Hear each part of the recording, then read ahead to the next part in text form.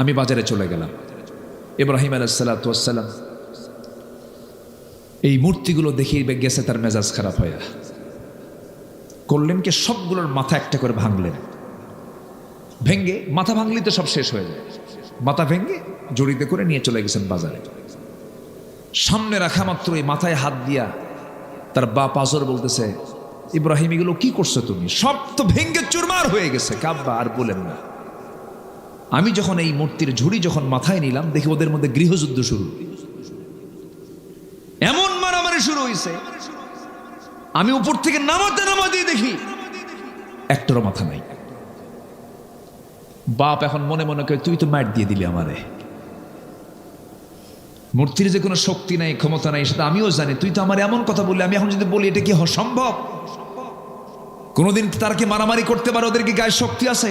তুই তো জবাব দিয়ে দিবি মনে মনে বলতেছে, আর কিচ্ছু বললো না। এমন মার দিছে সন্তান, কোনো জবাব নাই বাবার মুখে। আল্লাহু আকবার বলেন।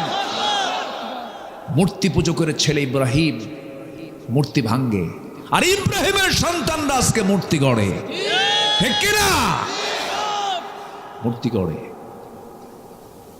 আমার রাসূল তিনি একদিন বলেছেন, একটা বর্ণনায় আসছে, হাদিসে আসছে, বুইসতু কাসরাতিল আসনাম, আমি পৃথিবীতে আবির্ভূত হয়েছি মূর্তিগুলোকে ভাঙ্গার জন্য। তাই এই পৃথিবীতে প্রথম মূর্তি ভাঙ্গার মামলা খেয়েছেন কোন নবী বলেন? বলেন কে? ইব্রাহিম আলাইহিস সালাতু ওয়াস সালাম। এখন এর মানে কি আমি আপনাদেরকে বলবো যত মন্দির আছে সব ভেঙে শেষ করে, এরকম কিছু নাকি? আমার নবীজি মক্কায় যতদিন ছিলেন কাবা শরীফের ভিতরে ছিল 360টা মূর্তি। কতগুলো বলেন? তিনি কি মক্কায় থাকতে ওগুলো সরাতে পেরেছিলেন? সামনে রেখেই নামাজ পড়তে বাধ্য হয়েছেন। কেন জানেন? তখন মক্কার সিটি মেয়র ছিল বিনা ভোটে নির্বাচিত আবু জেহেল। কি ভোটে? কি কথা বোঝা যায়? তাহলে আবু জেহেল কি ভোটে? বিনা ভোটে। সে আবু জেহেল ক্ষমতায়। আমার নবীজি মূর্তিগুলো দেখলেন, শুধু দেখেই গেলেন, পারলেন না, কারণ পথ তো নাই, র্যাব সীতা কোবরা তো তার হাতে নাই। কথা বোঝেন নাই? আমার নবীজি একদিন মনে মনে ভাবলেন যে আমি একটু ভিতরে যাব, কাবার ভিতরে যাব, কিন্তু কাবার চাবিটা ওসমান বিন তালহার হাতে। ওসমান বিন তালহার হাতে। আমার নবী কিন্তু ছোটখাটো পরিবারের সদস্য ছিলেন না। কাবা শরীফ ভাঙতে আসছিল সম্রাট আব্রাহা, সূরাতুল ফিলের ঘটনা ভাঙতে আসছিল। সেই সময় আমার নবীর দাদা আব্দুল মুত্তালিবের 300 উট অপহরণ করে নিয়ে যায়। 300 উট যার দাদার থাকে, এত ফকির মানুষ, তাই না? ফকির মানুষ মানে অনেকগুলো উট আছে, এর মধ্যে 300 উট নিয়ে গেছে, আরো আছে। 300 উট অপহরণ করে নিয়ে যায়। সেই সময় সম্রাট আব্রাহা এসে, তার লোকজন এসে বলে আব্দুল মুত্তালিবকে, তুমি তো লিডার, তো তোমাদের ঘর তো ভাঙতে আসতেছে সম্রাট আব্রাহা, তো তোমার চিন্তা কি? আমার কোনো চিন্তা নাই এই ঘর নিয়ে। কি চিন্তা তোমার? আমার উট নিয়ে চিন্তা। কেন? ঘরের মালিক তো আমি না, আমি হলাম উটের মালিক। উট ফেরত দে, যার ঘর তিনি হেফাজত করবেন। আল্লাহু আকবার বলেন। কার দাদা কয়? কার দাদা? আমার নবীর দাদা। কথার লোট কত দেখেন। তার নাতি হচ্ছেন মুহাম্মদ সাল্লাল্লাহু আলাইহি ওয়াসাল্লাম। সম্মানিত ভাইয়েরা, কথা তো অনেক, এমন ইতিহাস আমাকে আজকে ধরে দিয়েছে, বহু কথা। কয়টা বলে? 3 দিন আমার হলে ভালো হতো। কথা বোঝেন নাই? কোন দিক থেকে কোন দিক ধরি, কোন দিক দিয়ে শেষ করি, বহু কথা। কষ্ট পাচ্ছেন না তো আপনারা? বলি আলহামদুলিল্লাহ।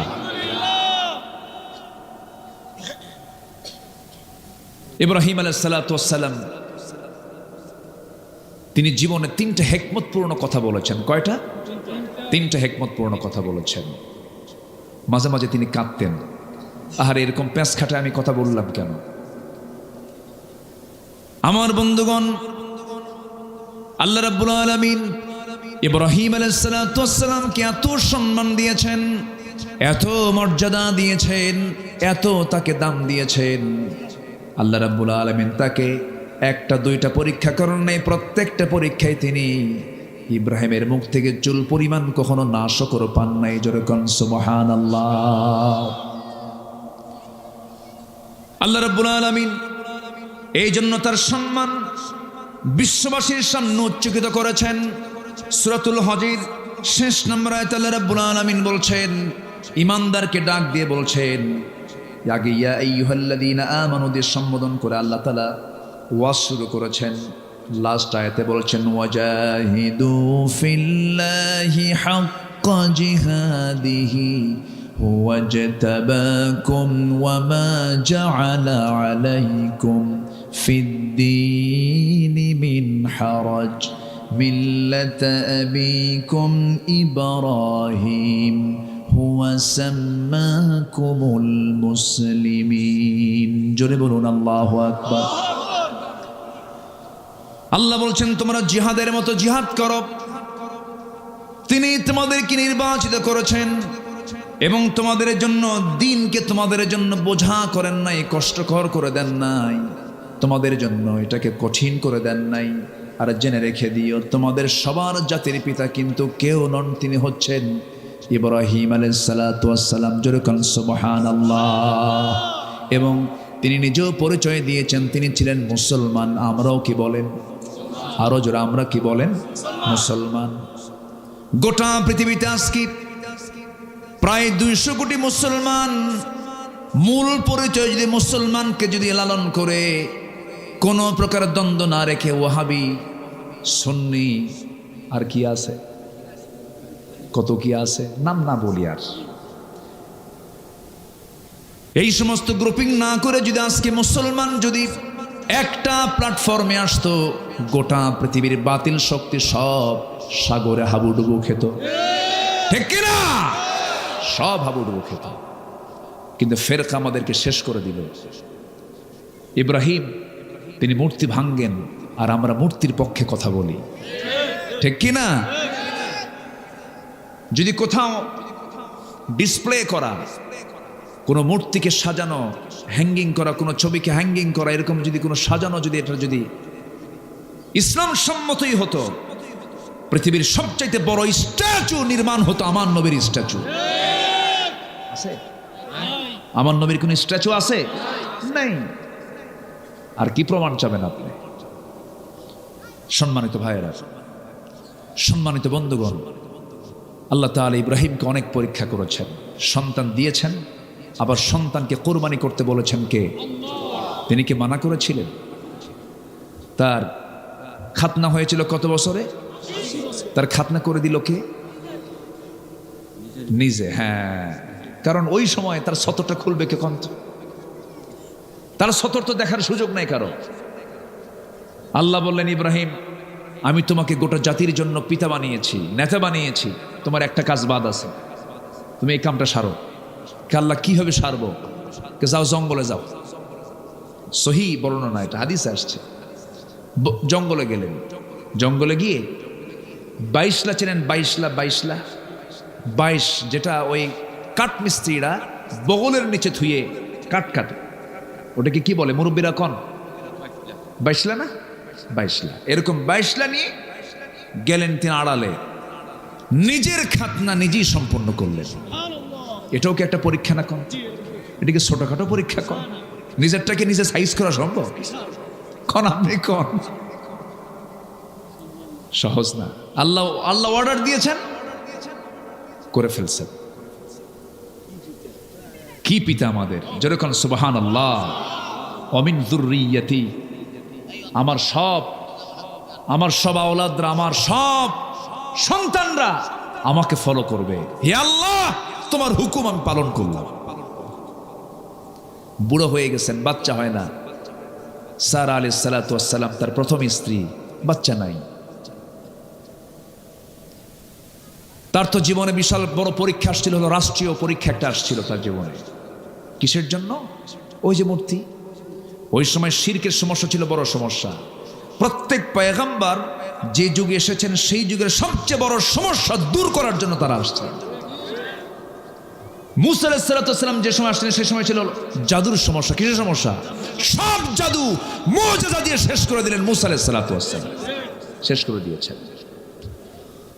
জাতির পিতা নূহ ইসলামের সময় সমস্যা ছিল হলো শিরকের সমস্যা। এই সমস্যা তিনি দূর করলেন। দূর করতে গিয়ে সবাই বলল, ইব্রাহিম চলো আমরা শহর ছেড়ে এক মেলায় যাচ্ছি, যাবে তুমি? কে যাব না। কেন? ক্বালা ইন্নী সাকিম। কোরআনের আয়াত তো, সূরা সাফাত পড়েন। আমি তো আয়াতের রেফারেন্স এখন দেওয়ার সময় নেই আমার, যাব কখন? ক্বালা ইন্নী সাকিম, আমি তো অসুস্থ, আমি যেতে পারবো না। মানে কি অসুস্থ জানেন? মানসিক না, মানে তার অসুস্থতা হলো ভাঙবো কখন। কথা বললেন নাই? তার অসুস্থতা কি? শিরক সহ্য করতে পারতেছেন না। ইমানদার শিরককে সহ্য করতে, ইমানদার শিরককে সহ্য করতে পারে। তবে হ্যাঁ, ভুল বুঝবেন না আবার, হিন্দু ভাইদের মন্দির আমরা পাহারা দেব, হিন্দু ভাইদের প্রতিমাকে আমরা গালি দেব না। লা তাসুব্বুল আসনাম, তোমরা কোনো মূর্তিকে গালি দিও না। তোমরা তাদের মূর্তিকে গালি দেবে, তারা তোমাদের রবকে গালি দেবে। ইসলাম কত উদার দেখেন। আমার দেশের মন্দিরগুলো আমরা পাহারা দেই, আর পার্শ্ববর্তী দেশের আল্লাহর ঘর মসজিদকে তারা ভেঙ্গে চুরমার করে দেয়। তাদের কাছ থেকে আমাদের শেখার কিছু নাই, কোনো কিছু শেখার নাই। সম্মানিত ভাইয়েরা, কষ্ট পাচ্ছেন নাকি আপনারা? মূর্তি নিয়ে মনে খুব টেনশন করতেছেন, আমি যাবো না, আমি খুব অসুস্থ। কি সমস্যা? কে? মূর্তি নিয়ে সমস্যা। ইন্নী সাকিব, যাও তোমরা চলে যাও। চলে গেছে। ওনার তো মাথা গরম, হাতে একখান নিছেন, একটা অস্ত্র নিয়ে, কুঠার নিয়ে চলে গেছেন কাছাকাছি। সমস্ত মূর্তিগুলোর সঙ্গে কথা বলতেছেন, এই কথা কথা। কেউ কোনো কথা কয় না। সবগুলোর মাথা ভেঙ্গে বড়টার গলায় ঝুলায় রাখছেন। কোঠারটা ঝুলায় রেখে বলতেছে যে তোর যারা বান্দা আসবে, সে যখন প্রশ্ন করবে কে ভাঙছে কে ভাঙছে, তুই বলবি ইব্রাহিম ইব্রাহিম। আল্লাহু আকবার বলবেন। তুই বলবি কি? ইব্রাহিম। ওর কি ক্ষমতা আছে? ক্ষমতা নেই। আমার বন্ধুগণ, ইব্রাহিম আলাইহিস সালাতু ওয়াস সালাম শিরক উৎখাত করার জন্য কি স্ট্রাগলটা তিনি করলেন, কি সংগ্রাম তিনি করলেন। গোটা টোটাল স্টেট তার বিরুদ্ধে চলে গেল। এমন ষড়যন্ত্র করলো, এমন পরিকল্পনা তারা সাজালো, সম্পূর্ণ মামলা প্রস্তুত করে তারা আইন পাশ হলো, তাকে আগুনে পুড়ে মারো। কিসে পুড়ে মারো? আগুনে পুড়ে মারো। আমার বন্ধুগণ, ইব্রাহিম আলাইহিস সালাতু ওয়াস সালাম ওই মূর্তিগুলোকে ভাঙ্গার সময় বলেছিলেন, ফারাগা ইলা আলিহাতিহিম ফাকালা আলা তাকুলুন মা লাকুম লা তাতিকুন ফারাগা আলাইহিম দারবান বিল ইয়ামিন। জোরে বলুন আল্লাহু আকবার। আল্লাহ সব কথা বলে দিয়েছেন।